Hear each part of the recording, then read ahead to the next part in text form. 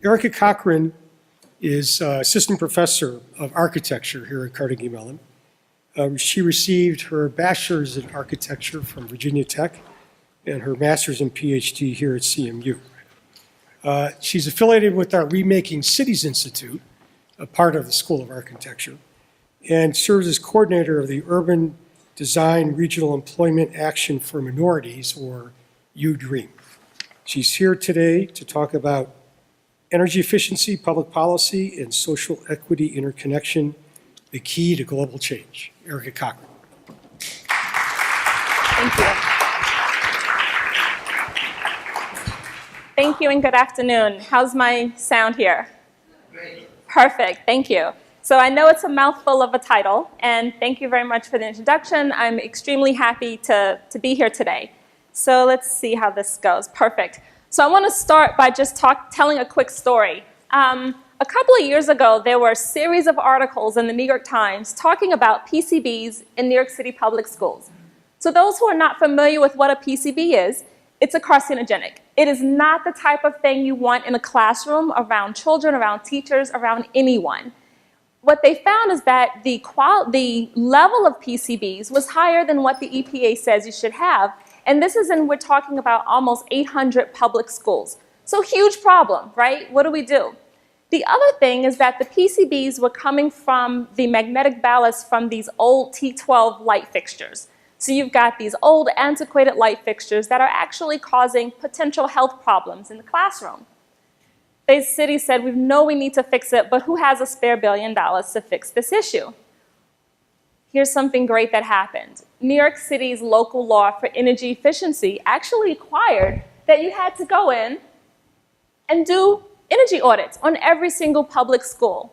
And what they found from the energy audit, you wouldn't guess it, was that they had these old T12 light fixtures that were 22% less efficient than just the common T5s that we would put in a building of today.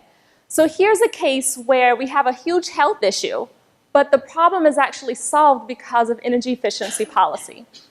So it's a nice story that really shows what I'm going to talk about today, which is this connection between health and productivity in the occupants and how energy efficiency and policy all are interconnected together. And when thought about together, can solve a lot of the issues that we're facing. So I'm going to speak from the building perspective. And from a building perspective, one of the reasons to do that is that energy is 40% of all our energy is coming from buildings, 70% of electricity, and over 50% of our CO2 and natural gas emissions. In cities with dense urban environments such as New York, that carbon emission shoots up to almost 80%. Energy consumption, if we're going to look at commercial buildings, one of the things we see is that school facilities are right there behind offices in terms of using a lot of energy. And as you would guess it, we're using it in terms of heating and electricity and lighting. So what are some things we can do? So before we do that, I want to just talk about why I have this huge interest in talking about schools. One, it's something that we don't necessarily invest as much as we could. Schools in America are faced with over $127 billion of backlog maintenance.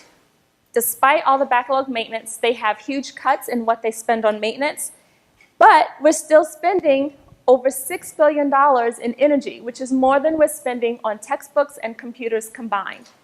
The schools in a lot of urban environments are suffering from high asthma rates, lots of mildew, water leakages coming in. And despite all this, we're also seeing extremely densely populated areas, questionable levels of air quality. I love this one. This actually happens. You know, when you have something hazardous material next to your school, you just put up a chain link fence because air won't go through the fence. It stops at the school border. And we also see high turnover rates and conditions, affecting math scores, test scores, and reading scores. So it's not to say that if all the architects and engineers got together that we would solve all the world's problems. Of course not. There's this huge, as I like to call it, interconnective web of all things connected. But we can talk about our one little piece, which is built environment. And so that's the part that I want to talk about, how the built environment characteristics can have this impact on the children's academic performance as well as health.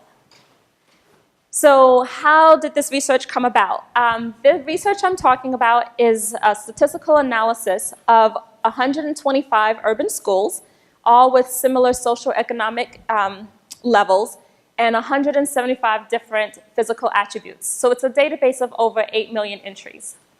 We're not going to talk about 8 million things because I have 18 minutes. So we're just going to talk about a couple of MEP items and some indoor environmental quality things. So one of the big IEQ daylighting ones is my favorite, is just looking at the shape of your building. Very simple. What if we went through and just said, well, this building is kind of shaped like a U, this one's shaped like a donut, and literally just started to code all of the shapes of a building. Why do we care about the shape of a building?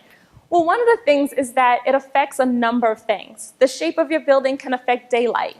Certain building shapes mean you can have a lot more windows so that light can come on into your building, that you can have a view. I don't know about you, but when I'm in a classroom teaching, it's great to have a window and some trees and some beautiful things outside. And I'm sure you as students love to be able to see and look outside. And then open the window and have the potential for natural ventilation. Also, certain layouts help with oversight for security reasons and give the teachers a natural view to be able to look down the hallway. And then different shapes also are more beneficial to different acoustical type of separations. You want to make sure, for example, the gym class shouldn't be next door to AP Math. So what do we see? Just a quick analysis is that those finger plan buildings, all those buildings that start to have those kind of wings, had a higher percentage of attendance rates. So this is looking at elementary school. So, just as another thing, again, looking at those 6 factors that affect the shape of a building, also the depth of a building, daylight, the views, ventilation, learning clusters, visual oversight, is how deep that building is. So imagine a building that's really deep. Well, that means the people who are in the middle, they can't get to a window. They can't have the opportunity to get some fresh air, and they don't have the opportunity to form learning clusters because it's just one big block. And so in looking at the different depths of a building, in addition to the shape of the building, one of the things that we're able to see from this research with the statistical analysis is that the buildings that were less than 79% deep, 79 feet deep, all had higher English scores, higher math scores, higher attendance rates, and potentially lower suspension rates. Why is that 79 feet key? Is because if you just think about just basic architecture, you can have a classroom, a corridor, and a classroom. And both sides of that corridor are able to get light. Once you start to get any deeper, you remove all the opportunity for those other beneficial things that I was talking about. And one other window one, which is just window to wall ratio, looking at the percentage of windows that you have compared to the opaque part of your building. Same key factors. And your sweet spot is really the 20 to 30%, unless you have some good shading, in which case then you can go up to 40 or 50%. Why do I keep talking about all of these lighting things? Because it's your low-hanging fruit. If you're interested in saving electricity, cutting your utility bills, your lowest hanging fruit is going to be lighting, fixing that. And there's a great solution out of all the technology we invent, and it's something free called the sun. How does this have impact? Some things that we've done is that we actually have gone into schools in an effort to save energy and literally gone in and bricked in the windows. But you cause another problem. So now you've bricked in the windows, but then the kids don't get the daylight. So they don't get all those benefits that I was talking about from the other slides. And there are simple solutions that you can do. You can take those drop ceilings and start to just carve out a little piece so that you can let the sun come through. So you're reducing your electricity use, but you're also providing a ton of benefits for the occupant. So then let's talk about some of the MEP items. There's a number of other things that are directly correlated to math, science, and reading outcomes, as well as teacher turnover. Many of them had to do with thermal comfort, being able to control the environment in your classroom. I'll tell you a story from one of the facility engineers that I interviewed. He had no way to control the heat inside his school. So here's what he did.